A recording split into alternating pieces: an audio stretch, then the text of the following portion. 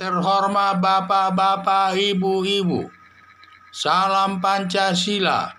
Bapak-bapak, ibu-ibu yang melihat video saya ini, tolong jangan lupa subscribe, like, dan di-share. Sifatnya gratis. Saya akan mengomentari Jokowi sikat preman di jalanan yang suka memalak sopir kontainer. Dalam pertemuan Presiden Joko Widodo dengan para sopir kontainer di Tanjung Priok, di mana para sopir mobil kontainer tersebut menyampaikan semua keluhan mereka atas pemalakan yang dilakukan preman-preman di daerah Tanjung Priok, Jakarta Utara tersebut. Tanggapan Presiden atas pengaduan supir kontainer sangat baik yang dikenal masyarakat. Presiden Joko Widodo dekat dengan rakyat kecil. Para pemalak katanya berkisar tiap supir kontainer ditarik 2.000 sampai 45.000 per hari. Kalau dalam satu bulan bisa mencapai 1,6 miliar langsung. Kemudian hasil pembicaraan dialog tersebut, Presiden Joko Widodo langsung menelepon Kapolri agar diambil tindakan yang tegas kepada para pemalak tersebut.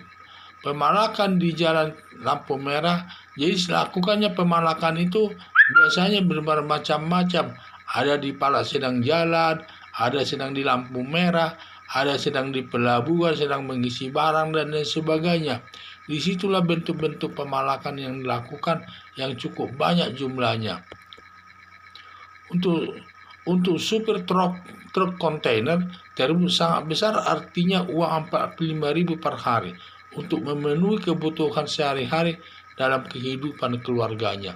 Dan ini sangat besar ini, apalagi pemalakan itu bukan satu kali dalam satu tujuan itu. Banyak pemalakan di lapangan itu yang dilakukan. Ada yang 2.000, ada yang 5.000, paling tertinggi 20.000 katanya. Jadi mereka satu hari itu bisa dikena palak itu sampai 45.000 per hari. Nah, itu kan cukup besar itu bagi masyarakat kecil seperti supir kontainer tersebut. Atas dialog Presiden Joko Widodo dengan sopir kontainer tersebut, saat itu Presiden Joko Widodo menelepon Kapolri agar segera ditindak, dan Presiden menilai akan menunggu hasil daripada tindakan daripada Kapolri tersebut.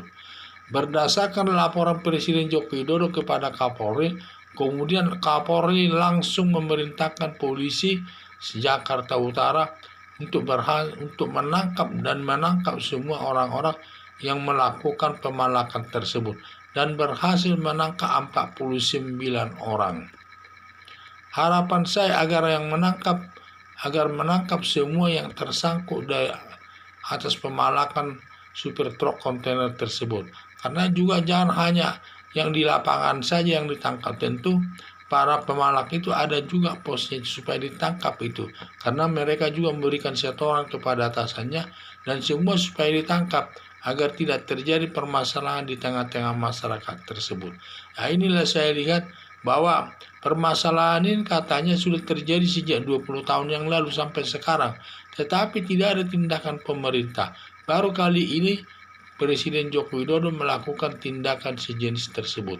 Jadi dalam dialog tersebut waktu dilakukan di Jakarta Timur antara super kontainer tersebut dengan Presiden Joko Widodo, mereka melakukan dialog, dan hasil dialognya itu masalah berapa saat per hari diserahkan uangnya ke pemalak tersebut dan berapa dibawa ke rumah dan lain sebagainya. Semua mereka menceritakan di mana saja mereka dipalak, di jalan, di lampu merah, dan di dalam pelabuhan. Semua menyatakan demikian. Sehingga setelah habis dialog tersebut, Presiden Joko Widodo langsung menelepon Kapolri.